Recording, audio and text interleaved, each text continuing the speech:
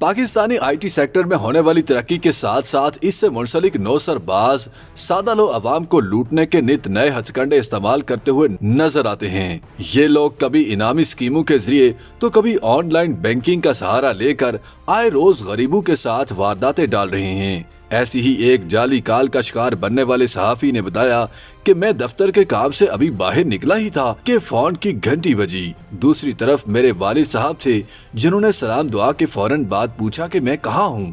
मैंने बताया कि मैं अभी दफ्तर के बाहर ही मौजूद हूँ, जिस पर उन्होंने ठंडी सांस भरी। उन्होंने मुझे बताया कि उन्हें कुछ देर पहले थाना सदर रावलपिंडी से किसी एएसआई अमजद की कॉल मौसूल हुई, जिसने मुझे गिरफ्तार करने के बारे में आगाह किया।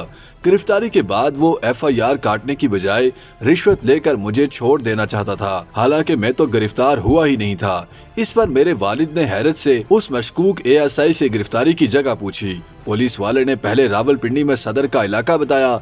जब वालिद ने कहा कि मेरा बेटा तो इस वक्त इस्लामाबाद में है, तो एएसआई गिड़बड़ा गया, मगर उसके बावजूद उसने मजीद नाटक करते हुए फोन पर मेरी बात कराने का दावा भी किया और फोन किसी करीब मौजूद शख्स को पकड़ा दिया, जिसने इंतहाई घबराहट वाली आवाज निकाल कर मदद के लिए कहा और फिर फोन बंद हो गया। लेकिन जब उसके फौरन बाद मेरे वालिद ने मुझे कॉल करके सूरत हाल पता की तो मामला वाज़ेह हो गया कि कोई 2 नंबर शख्स उनसे फराड करके पैसे कमाने की कोशिश कर रहा था। कुछ अर्सा पहले तक पाकिस्तान में एक मोबाइल मैसेज बहुत मकबूल था, जिसमें पैगाम दर्ज होता था कि भेजने वाला या वाली अस्पताल में है और उसे कॉल करने के लिए बैलेंस की जरूरत है। अगर वो पैगाम 1000 लोगों को भेजा जाए तो उनमें से जरूर चंद लोग ऐसे आ जाते थे जो इसे सच समझकर अपनी रकम गंवा बैठते थे। डिफेंस लाहौर के रिहायशी ख्वाजा नवीद ने ऐसा ही एक वाकया सुनाते हुए बताया कि कुछ अर्सा कबल मुझे सुबह सवेरे एक कॉल मौसूल हुई। कॉल करने वाले ने इंतहाई मजलूमियत भरी आवाज निकाल कर बताया कि वो अपने किसी करीबी को अस्पताल में रकम भेजना चाह रहा था, मगर ये रकम गलती से आपके अकाउंट में चली गई है। ख्वाजा नवीद बताते हैं कि जब मैंने अपना मोबाइल खोला तो देखा कि एक मैसेज तो आया हुआ है, जिसके मुताबिक मेरे अकाउंट में 8000 रुपए मौसूल हुए थे।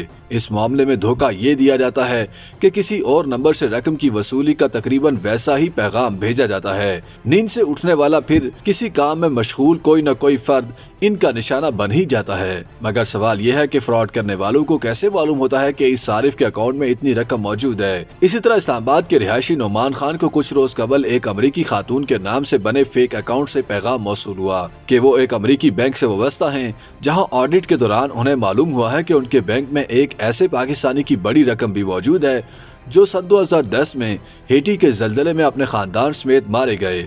अब अगर ये उनके वारिस बनकर बैंक से राब्ता करें तो वो ये रकम दिलवाने में उनकी मदद कर सकती हैं। इसके बाद आधी रकम उन्हें देना होगी। नोमान ने मजीद तफसील से कबल इंटरनेट पर तहकीक की तो उन्हें पता चला कि ये वाकया मीडिया में रिपोर्ट हो चुका है, जिसमें उन्हें नामों को इस्तेमाल करते हुए फ्रॉड की कोशिश की गई। इसी तरह लोगों के जाली फेसबुक अकाउंट्स बनाकर उनके दोस्तों को मदद के पैगामात भेजना अब भी एक आम तरीका है। बेरोजगारी और दीगर मुआशी मसाइल के बायस आए रोज ऐसे पैगामात देखने को मिलते हैं जहां घर बैठे बड़ी रकम कमाने का जासा दिया जाता है। ऑनलाइन प्लेटफॉर्म्स को इस्तेमाल करते हुए या फिर टेलीफोन कॉल्स पर लोगों को निशाना बनाने के वाकयात में चंद खुसूसियात मुश्तरका हैं। मुल्ज़िमान या तो लालच के जरिए निशाना बनाने की कोशिश करते हैं या फिर तरीका वारदात अगर मुख्तलिफ हो तो जल्दबाजी दिखाते हैं। इस तेजी के बायस सादा लो अफराद को मौका ही नहीं मिलता कि वो इस मामले में कुछ तहकीक भी कर सकें। मुख्तलिफ फिल्मी कहानियों के जरिए असर मुआशी मसाइल में घिरे हुए लोग